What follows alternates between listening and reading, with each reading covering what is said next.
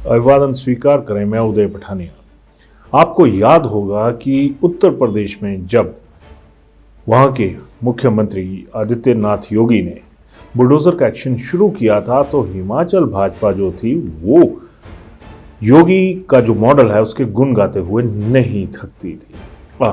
गुण भी इस हद तक गाए जाते थे मानो योगी साहब का जो नक्शा है उनके कदमों का उसको हिमाचल भाजपा चूम कर आगे बढ़ना चाहेगी।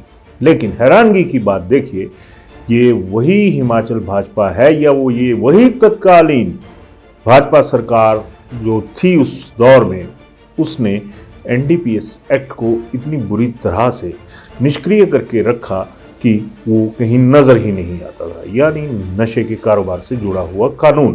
खैर, मुद्दे की बात यह है कि पहली बार हिमाचल में पिछले कल फतेहपुर विधानसभा क्षेत्र में बुलडोजर का उपयोग हुआ और नशा तस्करों के खिलाफ हुआ। उनकी जो प्रॉपर्टी है उसको ध्वस्त कर दिया गया, कुछ जो प्रॉपर्टी थोड़ी सी बची थी उसको सील कर दिया गया। यानी चिट्टे के व्यापारियों पर पहली बार हिमाचल में बुलडोजर जो था वो चलने शुरू हुआ। और इसके पीछे क्या वजह थी, ये क्यों रुका रहा? दरअसल अगर इस कहानी का जिक्र करें तो अक्सर ऐसा होता है कि जो पढ़ा लिखा आपका नेता होता है उसकी सोच भी बहुत रिफाइंड होती है। और इस एनडीपीएस एक्ट के तहत जो पिट यानी प्रिवेंशन ऑफ इलिसिट ट्रैफिकिंग का जो फैक्टर था उसको सामने लाने के लिए फतेहपुर के विधायक और तेज तर्रार पढ़ा लिखा नेता जिसे कहा जाता है भवानी पठानिया से आगे लेके आए।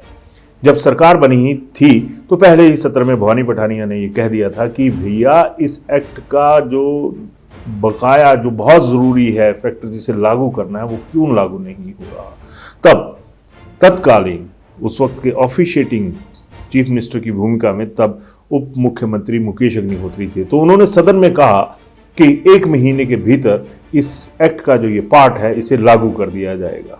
और उसके बाद कार्रवाई चली और अब जाकर जो तमाम सारी चीज़ें होती हैं उसके बाद ये एक्ट सामने आ गया और हिमाचल में पहली बार जो बुलडोजर कह लीजिए या फिर जेसीबी का पंजा कह लीजिए वो यहाँ पर चला। अब इस बाबत क्या रहा, किस तरह से रहा, वो अब आप जरा भवानी पठानिया जो फतेहपुर के विधायक हैं उनकी जुबानी ही सुनिए।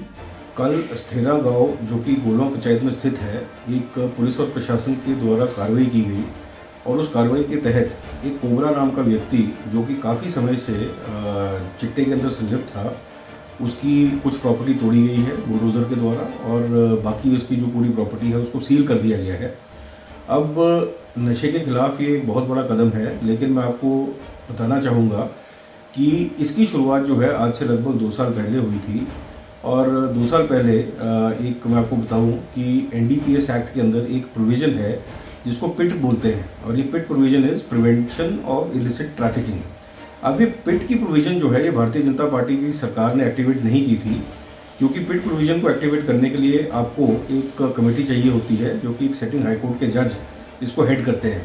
तो हमारी सरकार ने जब हमने अपना जो सरकार ने शासनकाल अपना शुरू किया तो एक प्रश्न के उत्तर में ये आश्वासन मिला था कि पिट की प्रोविज़न को जल्दी स्टार्ट कर दिया जाएगा और लगभग आज से 1-1.25 साल पहले पिट की प्रोविज़न को एक्टिवेट कर दिया गया है। और इस पिट के अंतर्गत 3 अभी जो है वो केस अभी चल रहे हैं और तीनों केस जो है वो नूरपुर पुलिस जिला के अंतर्गत आते हैं। और एसपी अशोक रतन जी जो हैं उन्होंने एक बहुत ही एक पायनियरिंग एफर्ट इसमें उठाया है। और पिट के बारे में मैं आपको थोड़ा सा बता दूं कि जब भी हम गिरफ्तारियां करते हैं एनडीपीएस के अंडर तो उसमें कभी कोई बड़ा कारोबारी पकड़ा नहीं जाता, कभी कोई जो है बड़ा सप्लायर पकड़ा नहीं जाता। और इसके पीछे कारण ये है कि जो भी बड़े सप्लायर हैं ये कभी भी अपने पास जो है वो प्रोविजंस को रखते नहीं है, जो सामान है चिट्टे को अपने पास नहीं रखते, उन्होंने कहीं इधर उधर छुपाया होता है।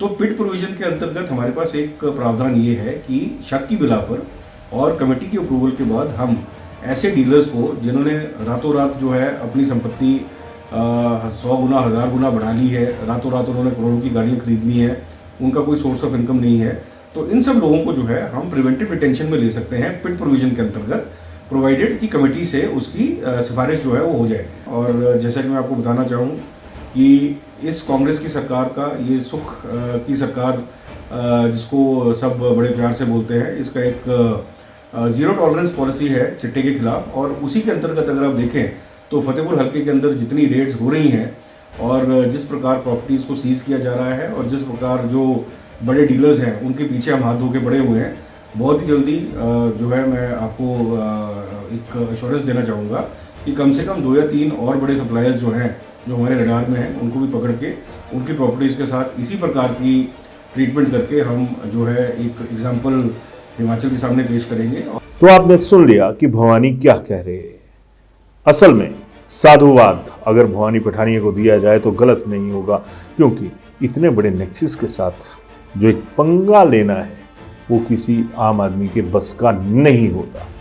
और सल्यूट भी बनता है भवानी को कि इस लड़के ने इतना दम रखा कि सामने आया और जो बकाया यूथ है उसको बचाने के लिए अपनी पूरी ताकत झोंक दी। हमारी तरफ से भवानी पठानिया को साधुवाद और बहुत बहुत शुभकामनाएं। धन्यवाद।